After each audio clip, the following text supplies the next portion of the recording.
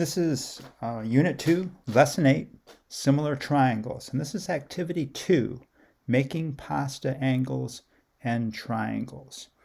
And in this activity, students are supposed to take dried pasta and create these angles and figure out whether or not triangles are similar.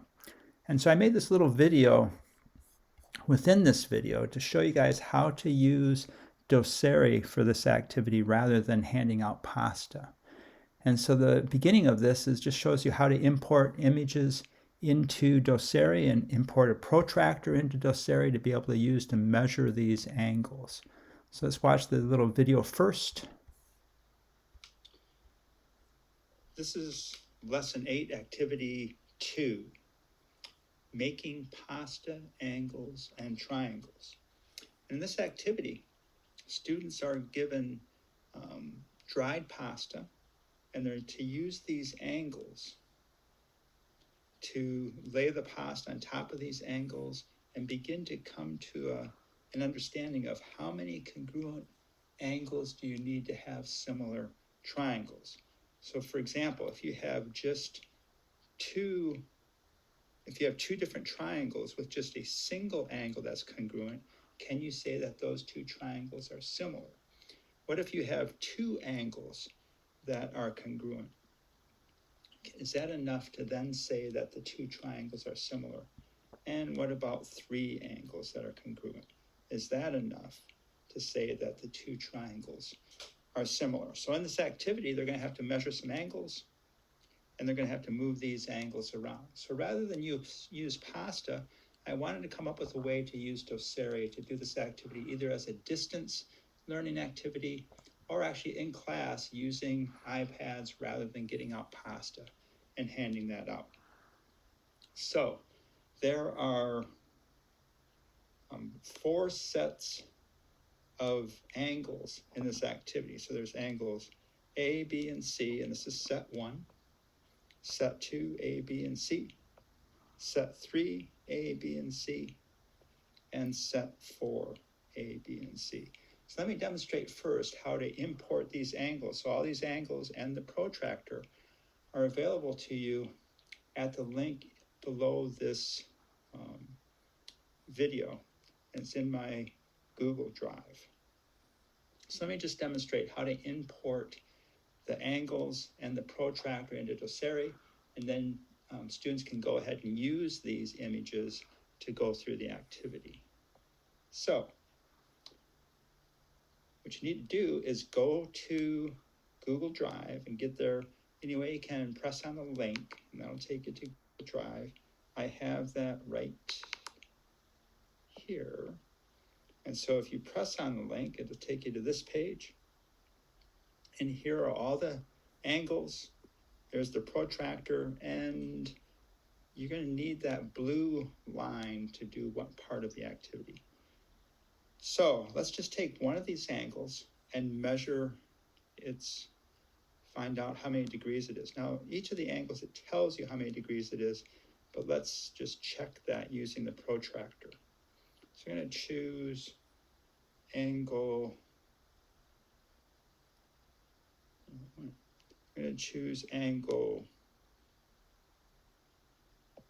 B1 to do that. All right, so there's the angle. What I'm going to do is send that to my camera roll. So you press these 3 dots up here. So there's 3 dots up there. Press those 3 dots. And then say send a copy. So select send a copy.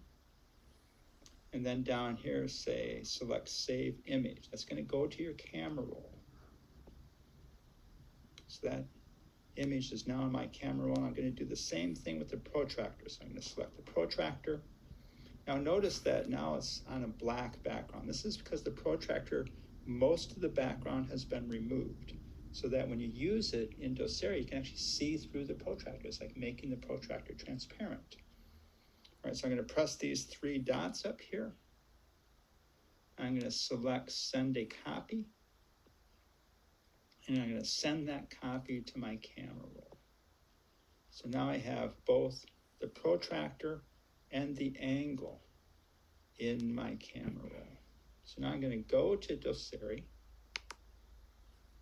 open up Doceri, and I have this blank page. And so now I can import those images in Doceri. Now the order that you import the images, the last image to be imported is the image that's going to be on top. And you want the protractor on top, so you need to first select the angle. So I'm going to go to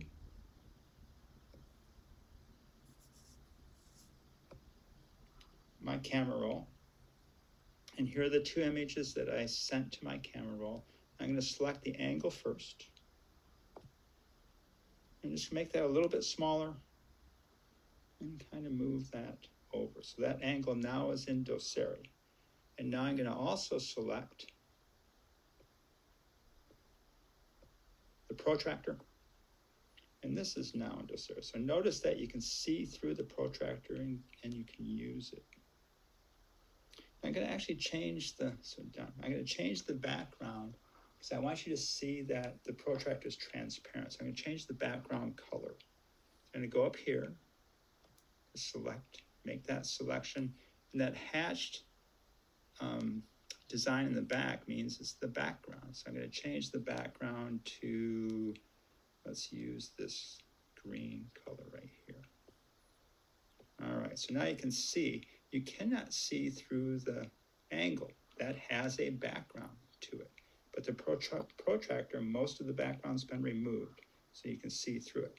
Now, if you have a protractor that looks like this, that has a background that looks like this, what you've done most likely is you've taken a screenshot and saved that to your camera roll. You have to go to the Google Drive. You have to send that image to your camera roll because that image is a different format. It's what's called a PNG or a PNG format. Whereas if you take a screenshot, it's called a JPEG format. It's the PNG format that does not have the background. The JPEG format does have a background. All right, so I'm just going to select this protractor and press select. And so now I can move it around. The nice thing about Doceri in this case is the protractor is in a horizontal position. You need that to measure the angle. And it will snap to both either a vertical position like that. So if you can see that snap into place, I can rotate it back. And you can have it at any rotation. But the nice thing is it will snap to a horizontal position or a vertical position. So I'm going to slide this over. I'm going to want to make the protractor a little bit larger, so I just put my fingers on it and spread them apart. Slide this over, line up the center point with the vertex. Make sure that right here it goes through 0. So this is going from the vertex through 0, and you go up here and you read the size of the angle, and it is 50 degrees. So this angle is in fact 50 degrees. Now, what if you want to draw another angle coming off of this side? So I'm going to rotate this around. I'm going to line this up with 0. And I'm going to slide this up a little ways, right about there. All right, so now I've placed this protractor, goes through 0, and this is going to be the vertex of the angle. So I'm actually going to put a point there. So in Doceri,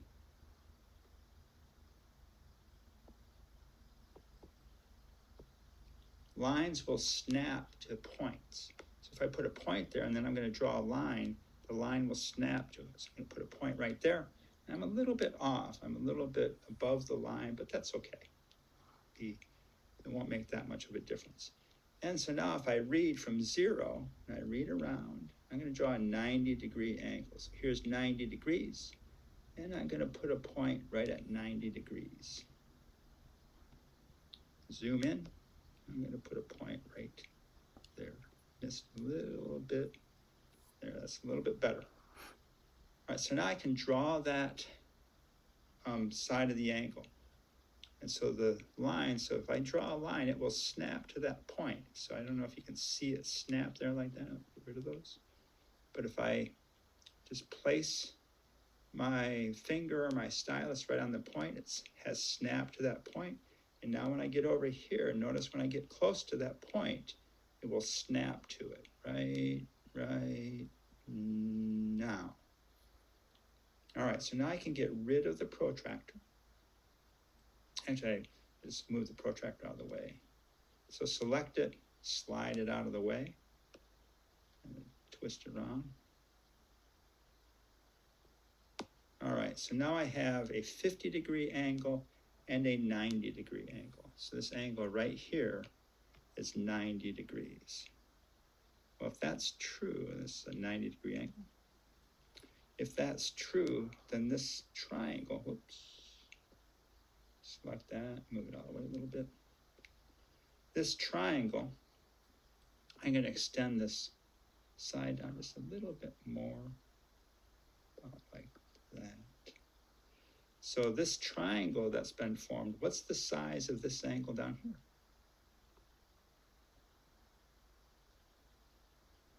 Well, if this is 50, and this is 90,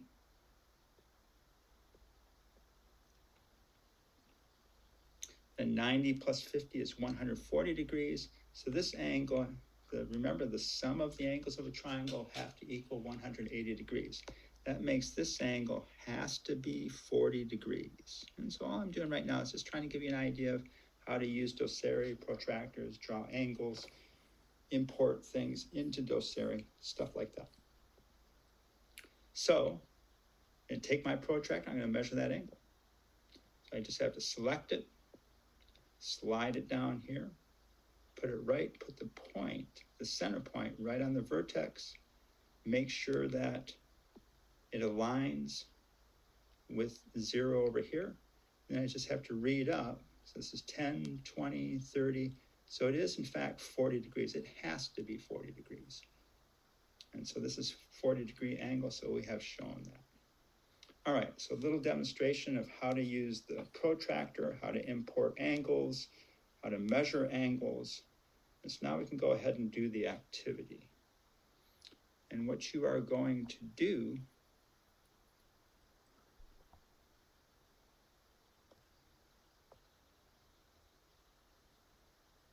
this is later on. All right.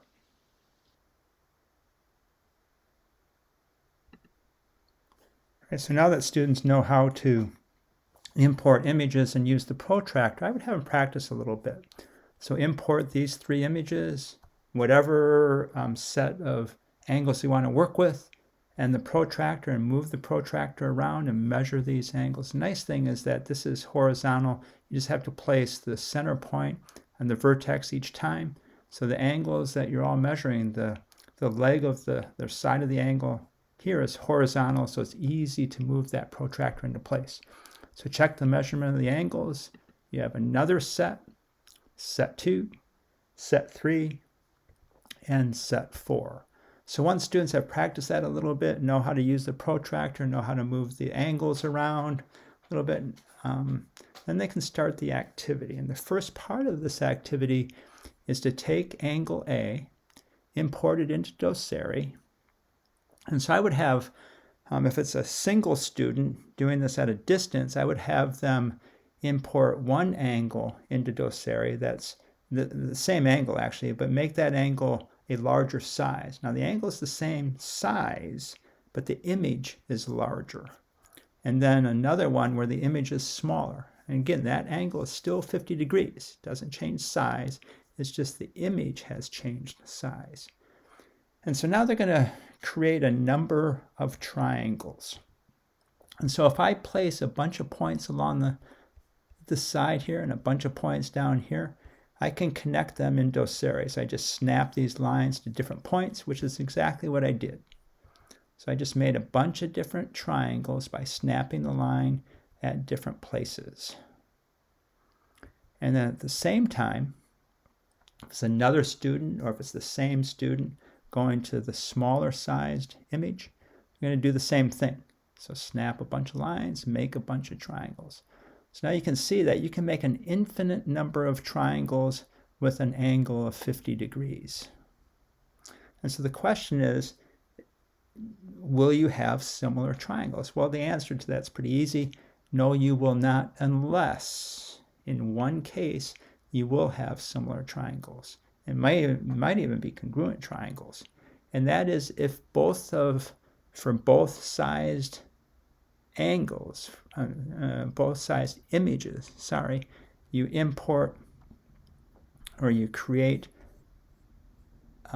a parallel line. So this is the blue line that was back in the Google Drive. So you can actually import that image into Doceri and put it on this page and put it on the other page, this page, and that line will be parallel in both cases. And so now you have angle, they all have angle at 50 degrees, and now you have these two angles which are congruent angles.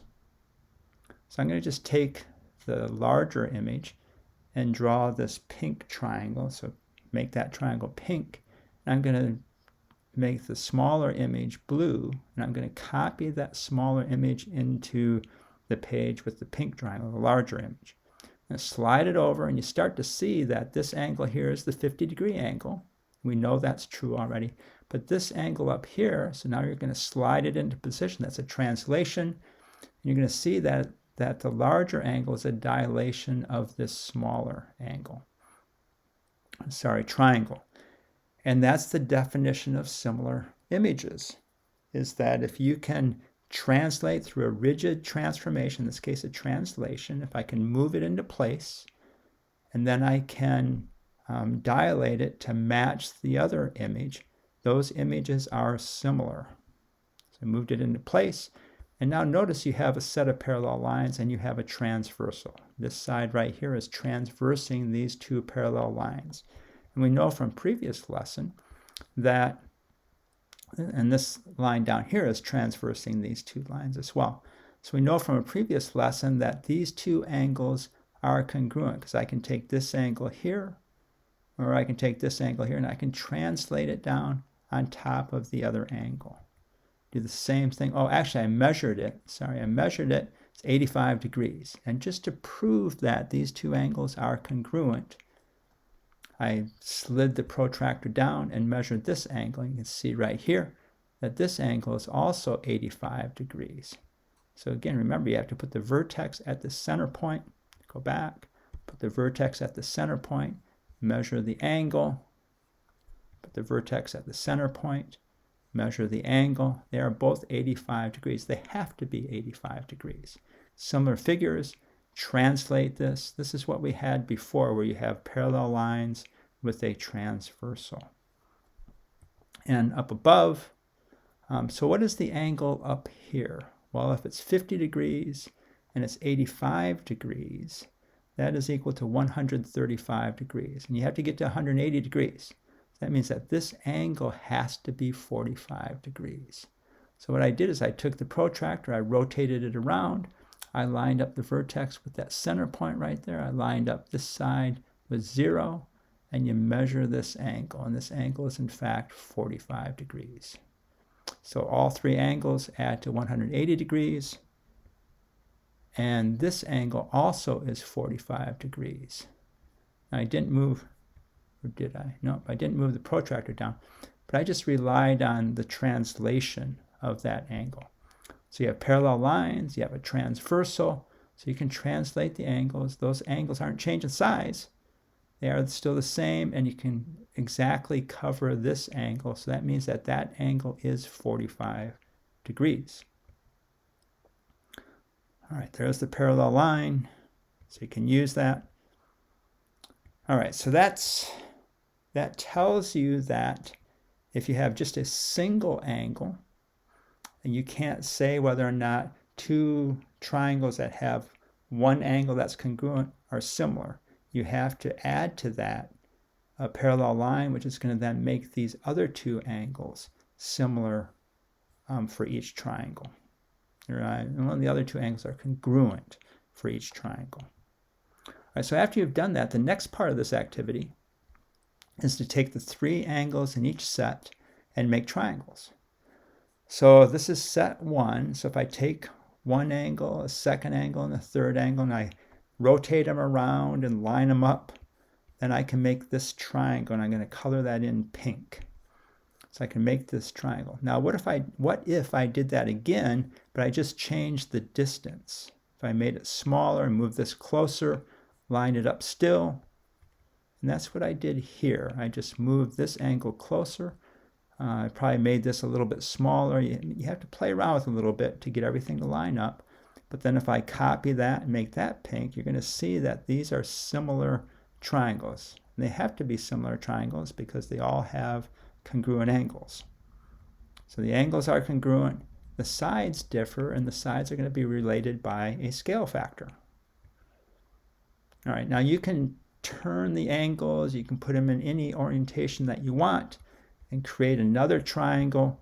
And I numbered the numbered the angles in this case. You might want to go back and number these angles the same numbers and see how those angles match up. So it turns out that it's just a rotation. All right, set 2, do the same thing. Set 3, do the same thing. So what you are concluding is that if you have 3 angles that are congruent, you can make any size triangle, and every triangle is going to be similar. All right, the last part of this activity is to take this image, this triangle PQR, and copy line segment PQ, and copy line segment QR. And now I'm going to make a series of triangles. I'm going to get rid of PR. I'm going to make a series of triangles that has a parallel line here. I'm just going to copy this, copy and paste this parallel line along line PQ. So I get this. And I'm going to put PR back, and you're going to see that I have a series of triangles. And the question is, are those triangles all congruent? And of course they are. So now it has, well, before I get there, I'll just show you. All right, so this angle has been translated from here to here to here to here. So all 4 of these angles are congruent. As a matter of fact, I copied this angle into here and I just pasted it each time. So actually, the angle is the same size. And that's one of the definitions of a congruent image. It's just a translation, a rigid translation. Doesn't change the size of the angle, it just moves it. And notice that they all share this angle down here at point P. So now they have 2 angles that are congruent, even though the triangles are a different size. And the question is, are they similar triangles? So I'm going to add back this side. And so now I have a series of triangles. Let's go through and prove again that those triangles are similar. These 3 angles have to add to 180 degrees. Well, we know that these 2 angles are a given size and that this angle matches. So this third angle, whatever it is, it has to add to 180 degrees. Well, this is the same angle. So if I add another triangle here, if I just dilate that out, it's now a green triangle. This has to be the same angle here because it has to add to 180 degrees. So these 2 angles are congruent or the same. So this angle has to be congruent or the same. Dilate it out a little bit more. Now it's this brown triangle. Once again, this angle has to be congruent with those angles. And finally, this pink triangle, same idea. All 4 of these angles are congruent. All 4 of these angles are congruent. They all share this angle. So in every case, these are similar triangles with 3 congruent angles. So I'm just showing that I'm translating them out. Okay, let's place a center of dilation. This is going to be a center of dilation. I'm going to show you that if you go from A to B, this is a dilation. So you're moving this line segment out, dilating it, whatever the scale factor is. So this is a similar triangle. Dilate it to C, so going from A to C, similar triangle. And going from A to D, similar triangle. So if you have a rigid transformation and then a dilation, those figures, and they lay right on top of each other, those figures are similar figures.